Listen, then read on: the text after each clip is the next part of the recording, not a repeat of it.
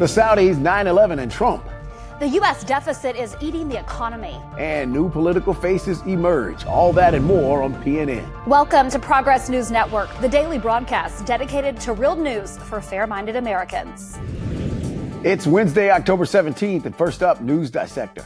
In September of 2001, 19 rogue terrorists flew commercial airliners into the World Trade Center. 15 of them were Saudi nationals. A federal lawsuit filed by 9/11 victims against the Saudi government is moving forward. Now, U.S. diplomatic relations with Saudi Arabia has been drawn into the spotlight with the alleged murder of journalist Jamal Khashoggi. American foreign policy with the Gulf Emirate has always been complicated, but the Trump administration's cozy relationship with the Saudi royal family has political experts questioning conflicts of interest.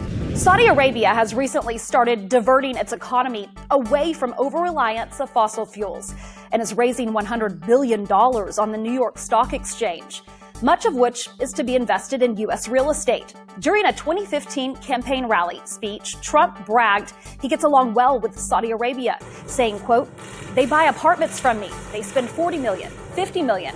Am I supposed to dislike them? I like them very much." Now Trump is claiming via Twitter that he has no business arrangements with Saudi Arabia. A bipartisan list of 22 senators have asked the U.S. to carry out an investigation of what happened to Khashoggi and report back in 120 days. Next, and underreported, the Trump administration would love for us to only talk about a strong economy. But lurking underneath there is a darker story. The federal government spent $779 billion more than it took in during the 2018 fiscal year, the highest deficit since 2012, according to the Treasury Department data released Monday. Treasury projected that the deficit will surpass $1 trillion in fiscal 2019, which began October 1st. Unemployment levels have continued at record lows starting under Obama, but experts feel that rising GDP numbers are fueled by GOP tax bill that have created a short-term sugar high but raised very high deficit spending.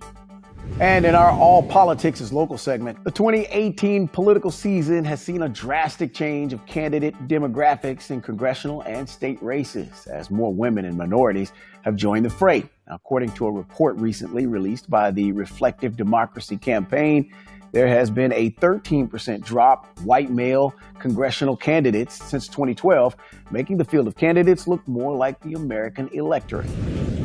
The director of the group underwriting the report describes it as a story about women running and winning primaries at a much greater rate than ever before. During the past 6 years, the number of women of color running for Congress increased by 75%. The number of white women increased by 36%, and the number of women running overall increased by 42% in Senate and 39% in House races. Just keeping them honest.